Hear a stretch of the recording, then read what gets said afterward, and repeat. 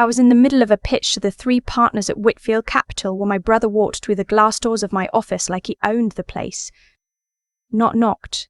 Walked. He had our mother on his arm and our father 2 steps behind, and the 3 of them stood there in the lobby of the firm I had built from nothing, looking around like they were evaluating real estate they were considering purchasing. My assistant, Jenna, was already on her feet with that deer-in-headlights look I'd learned to read in my second year of running my own shop.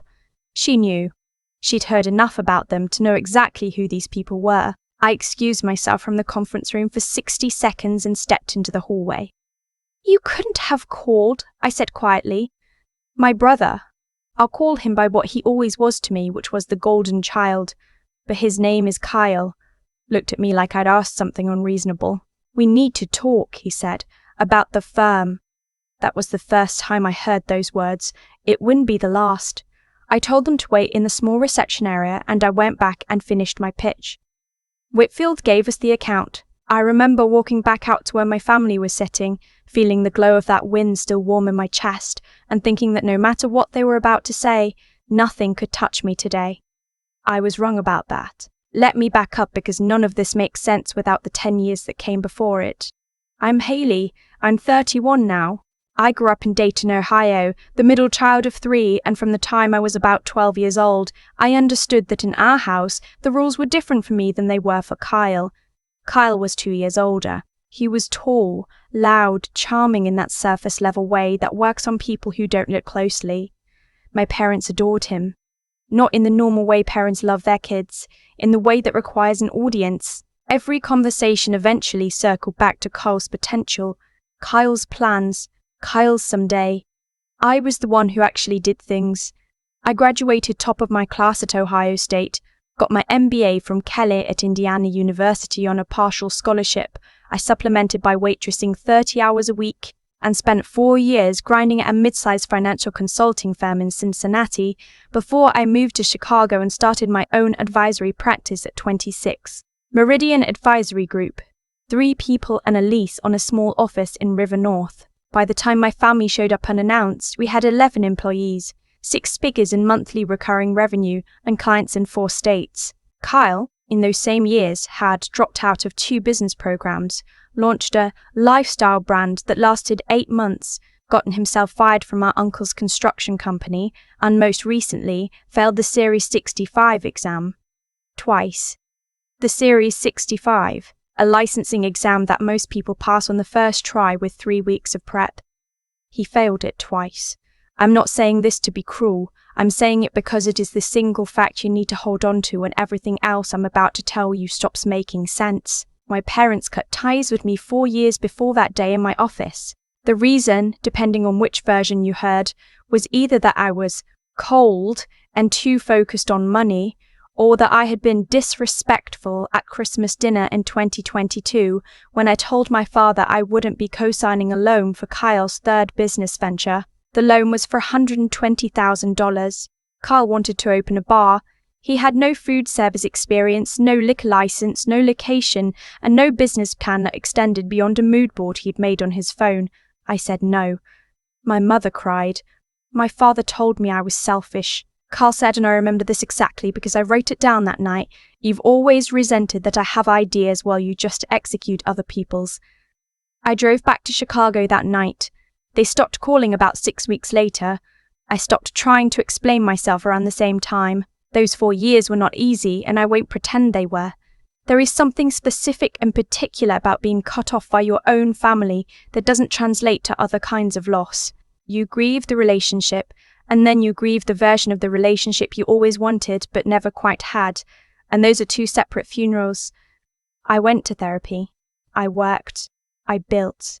I got very good at being alone in a way that eventually stopped feeling like punishment and started feeling like freedom. And then they showed up in my lobby. After the clients left, I brought my family into my office and closed the door. My father didn't sit down. He stood by the window with his hands in his pockets looking at the Chicago skyline, and I could tell he'd rehearsed something. Kyle had a folder, an actual manila folder, which I would later learn contained a typed document they had apparently put together with the help of some online legal template. My mother sat in one of the chairs across from my desk and looked at her hands. "We've been thinking," my father started, "about the firm. About Meridian," I said. "We think it's time for the family to be more involved." I waited. Kyle opened the folder and slid a document across my desk. I looked at it without touching it. It was a proposal, a formal-looking, template-generated proposal outlining what they called a family partnership restructuring. The terms were, Kyle would join Meridian as a managing partner. He would hold a 35% equity stake. My parents would receive a combined 20% as founding family investors, a category they had invented for the document. The remaining 45% would stay with me. I read it twice to make sure I was understanding correctly. Kyle, who had failed his licensing exam twice and had no credentials in financial services, would become managing partner. He would hold more equity than any actual partner at the firm I had built for nothing. He would be listed on client-facing materials. He would have signing authority. He can't legally hold a managing partner title at a registered investment advisory firm without passing his Series 65, I said. My voice was very calm. I was proud of that. "He's retaking it," my father said. "And in the meantime, he'd be in a mentorship capacity while the paperwork is in progress." I looked at Kyle. He was looking out the window the way my father had been, like the skyline was something he'd earned. "This is what you drove 4 hours for," I said, "after 4 years. "We're family," my mother said quietly, still looking at her hands. "Family should be together." "You cut me off," I said. "You didn't come to my firm's launch event. You didn't call when I landed my first major client. You didn't reach out when I was in a car accident 2 winters ago. You have been..." I stopped. I wasn't going to do this in front of my staff, who could hear tones through glass walls even when they couldn't hear words. "We're not doing this here." My father turned from the window. "Then where? You never come home." "Because you told me not to." A silence. Kyle tapped the folder. "Just read the proposal." I read it. And no," I said. "No to all of it. I thought that was the end. I was wrong about that too. The next 2 weeks were quiet. My assistant flagged a couple of strange calls from a number she didn't recognize asking detailed questions about our fee structure and client minimums. I didn't think much of it. New business calls are part of the territory. Then one of my longest-running clients, a tech entrepreneur named Daniel who had been with me since my 2nd year, called to say he'd heard some things and wanted to talk. We met for coffee. He was careful with his words, which told me he was either embarrassed or genuinely worried. He said someone had reached out to him claiming to be a former employee of Meridian. This person had told him that our compliance record wasn't clean, that there were discrepancies in client reporting from 2 years ago, and that I was currently under informal review by the SEC. None of it was true, not a single word. I asked Daniel if he could send me the email he'd received. He forwarded it that afternoon. The sender address was a free Gmail account with a name designed to look like a disgruntled former staffer. The email was professional enough to read as credible at a glance, but contained no verifiable details, no documentation, nothing that would hold up to a minute of actual scrutiny. I knew immediately who had done this. What I didn't know yet was how organized it was. Over the following 10 days, 3 more clients contacted me with variations of the same story. 2 had received emails, 1 had gotten a call.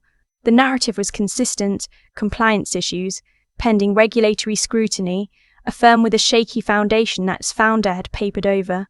It was a coordinated smear campaign, and whoever was running it understood enough about financial services to make the language sound plausible to someone without industry knowledge.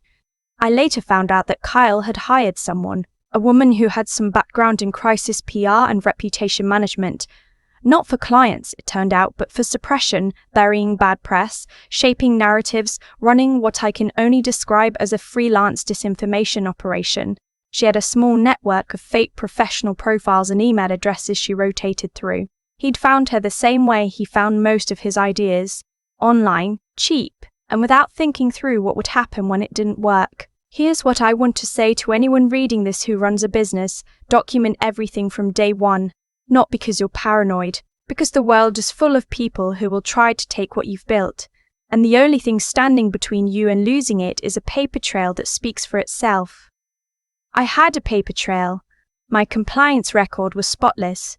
I had 5 years of clean audits filed with the SEC. I had client correspondence archived. I had onboarding documentation, communication logs, and crucially, I had a relationship with a securities attorney named Greg Ossie, who I'd been paying a monthly retainer to since Meridian's second year specifically because I knew that in financial services, a single compliance question mark can unravel years of work. Greg and I had a call the same day I received Daniel's forwarded email. We document the pattern, he said. We collect every instance. And then we let them keep going because every additional contact they make is another count. How long? 2 weeks, maybe 3. I kept seeing clients. I kept running the firm. I personally called every client who had been contacted and told them directly, here is my complete compliance history. Here are my filed records. Here is the SEC's IAPD page where you can verify everything yourself. I did not panic. I did not make accusations I couldn't yet prove. I just put facts in front of people and let the facts do what facts do. In the meantime, Greg was building a case. The fake email accounts were sloppy. They'd been created recently, they had no history, and 2 of them had been set up from the same IP address, which we were able to trace with help from a cybersecurity contact to a location in the greater Dayton area. The PR woman Kyle had hired had made the mistake of reaching out to one of our clients from a LinkedIn account that, if you looked closely enough, linked back to a real person with a real professional history and a real address. We also discovered during this process that Kyle had been telling people, including at least 2 of the clients he or his hired contact had reached out to, that he was a partner at Meridian Advisory Group. He was using that claim as a kind of credibility prop. My sister runs the firm. I'm a partner. I can tell you what's really happening inside. He had no position at Meridian. He was not a partner. He had never worked there. He had failed his licensing exam twice and was not legally permitted to represent himself as affiliated with a registered investment advisor. That was not just unethical. That was a FINRA violation, potentially a federal one. My father called on a Tuesday evening, about 3 weeks into all of this. I was at my kitchen counter eating takeout and reading through a deposition summary Greg had sent over. I almost didn't pick up. I did because I wanted to hear what he would say. I think we should talk, he said. In person. Just the 2 of us. About what? About the situation. You can be more specific. A pause. Kyle is very stressed. I imagine he is, I said. He made some mistakes. He knows that. Dad. I set down my chopsticks. I have an attorney. Everything that happens from here goes through him.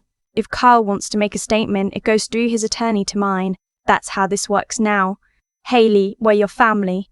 You told me 4 years ago that I was selfish and materialistic, and that until I was ready to support my brother the way a real sister should, I wasn't welcome at your table. Those are not exactly my words, but they're close. I kept my voice even. I'm not doing this out of spite. I'm telling you clearly this is a legal matter now. Call your attorney. He hung up. My mother texted me an hour later. Just, please, he's your brother. I didn't respond. Greg filed the complaint with FINRA in late October.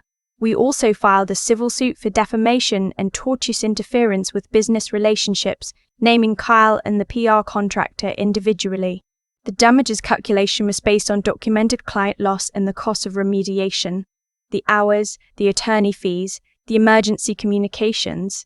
The PR contractor, when served, apparently panicked immediately. She had no idea the campaign had included misrepresentation of affiliation with a registered investment advisor. She'd been told by Kyle that he was a minority partner who was being pushed out by his sister. She believed it. That didn't absolve her legally, but it explained the swiftness with which she agreed to cooperate.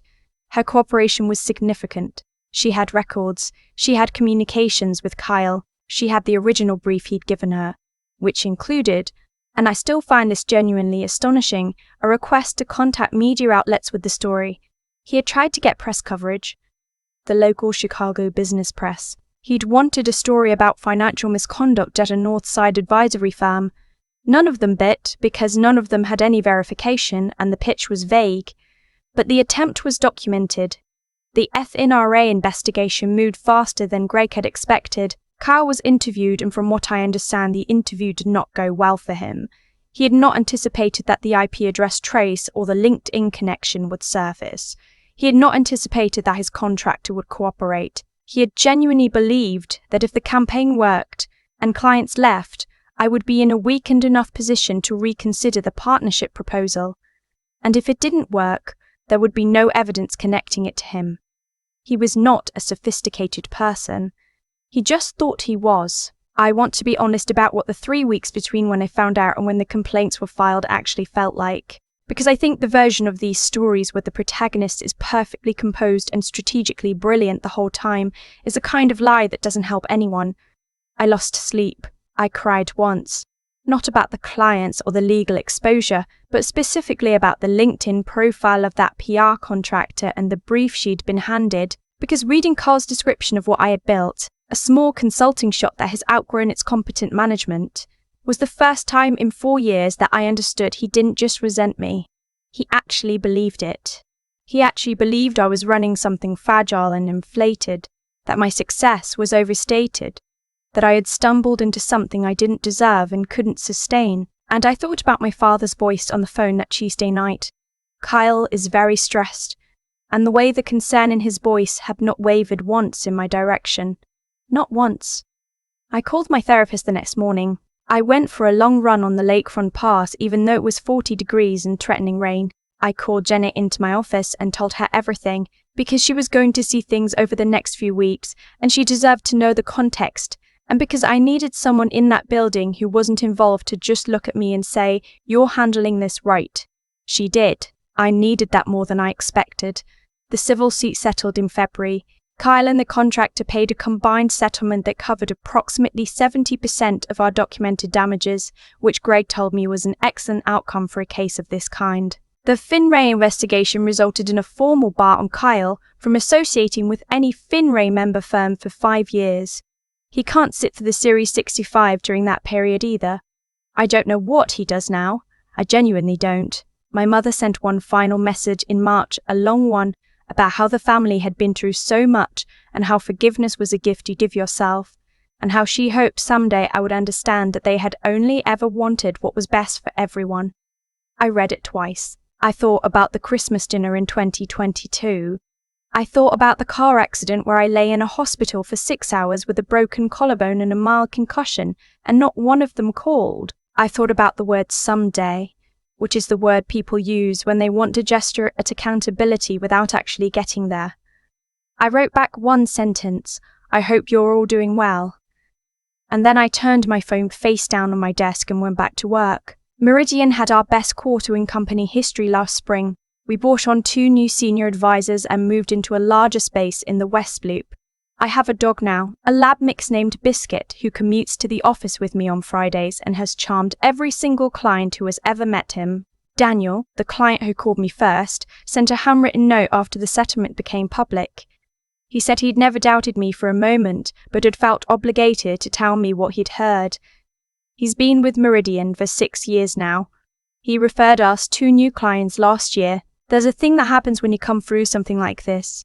And I don't mean the legal win, I mean the particular experience of watching people you share blood with try to dismantle what you've spent years building. There's a version of you on the other side of it that is quieter, not sadder, just quieter, less interested in proving things, less interested in the version of family that requires you to diminish yourself so that someone else can feel larger.